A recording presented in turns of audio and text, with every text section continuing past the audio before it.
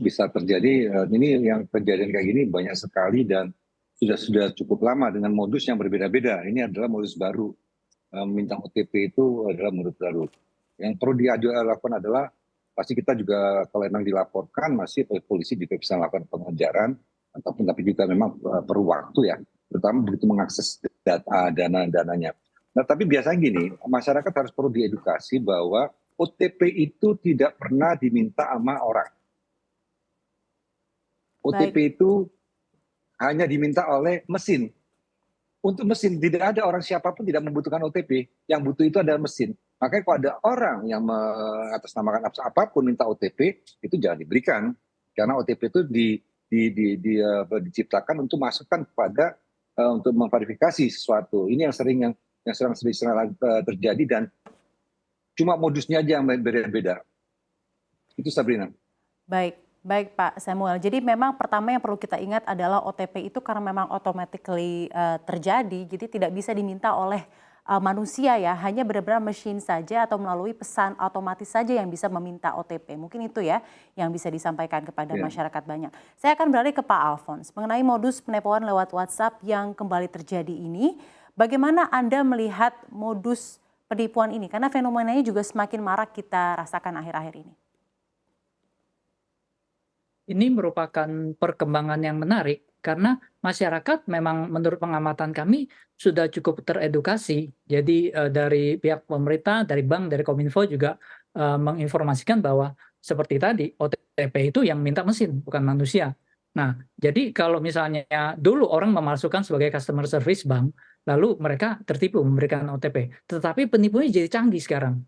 Dia tidak meminta OTP lagi, tetapi dia menipu korbannya untuk install aplikasi APK, Android Package Kit. Nah, dia memasukkan dirinya sebagai kurir. Nah, kita kan nggak curiga, kita sering terima paket. Jadi, Pak, aku mau kirim kurir paket buat Bapak. Cuman biasa ibu-ibu yang terima paket. Nah, ini tolong diklik ini untuk lacak paketnya atau bener nggak gambarnya gitu.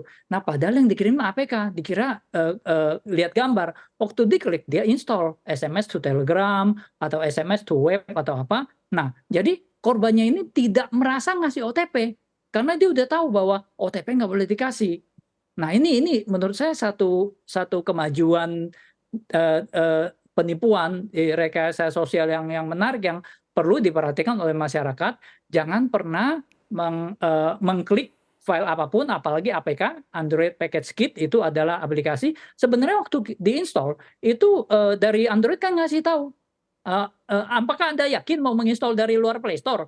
Biasanya orang kalau yes atau no, I agree pasti kliknya yes atau I agree, yes. Terus lalu sebenarnya ada pembatasan lagi. Apakah benar mau memberikan akses SMS kepada aplikasi ini? Biasanya orang klik yes atau next, bukannya yang tidak mau gitu.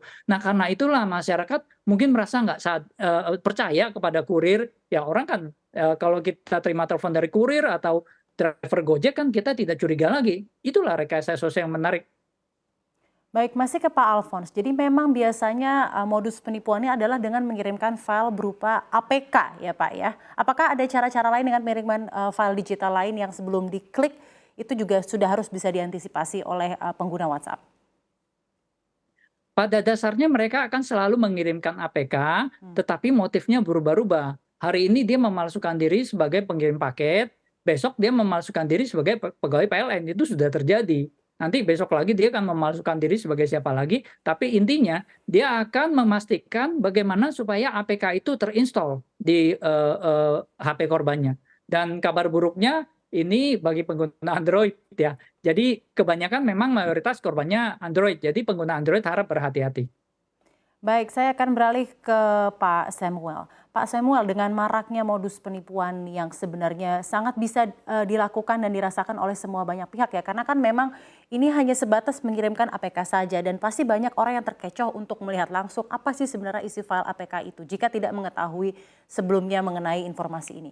Apakah pemerintah bisa mewakili masyarakat untuk bekerja sama dengan kepolisian dan kemudian mengusut kasus ini siapa yang menjadi dalangnya ataukah memang harus korban saja yang langsung melapor ke polisi ketika menemukan kasus seperti sekarang ini? Pastinya bisa ditelusurin kalau ada yang melaporkan karena kan nggak mungkin saya tolong dong minta HP kamu saya pakai untuk saya telusurin. kan aparat perlu HP yang menginstall itu, terus kita lacak siapa pengirimnya, sekarang isinya apa. Nah biasanya kalau APK ini ada, ya pasti ada malware-nya, kadang-kadang juga berupa gambar yang mereka kirim, kita nggak sengaja kita di dalamnya ternyata dia install ada script lah yang dia kita klik, jadi akhirnya HP kita vulnerable. Nah itu ada macam-macam tujuannya, bisa tadi membaca semua kegiatan kita, akhirnya password kita pun ketahuan. Nah ini yang tadi Pak Alfon jelaskan. Memang ini perlu tadi ya ada evolusi juga, penjahatnya evolusi nih, berevolusi dari yang sangat hanya bermain kata-kata, sekarang dia sudah main aplikasi juga, sudah mengirim ini. Nah, makanya masyarakat lebih hati-hati lagi. Kalau tidak kenal orangnya tidak ini, kita perlu curiga.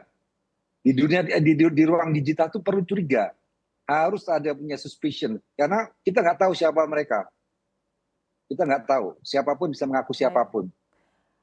Baik, Itu Pak. yang Jadi berbahayanya. memang Nah ini yang perlu kita tingkatkan. Nah tapi kalau untuk menelusuri bisa juga, tapi harus ada yang melapor, karena itu memang harus jadi lapor yang kita harus bisa telusuri siapa korbannya habis itu nanti kan harus nyambung juga ke banknya, karena kan mereka ambil dana-dana di banknya, itu bisa harus ditelusurin, ada dilakukan forensiknya.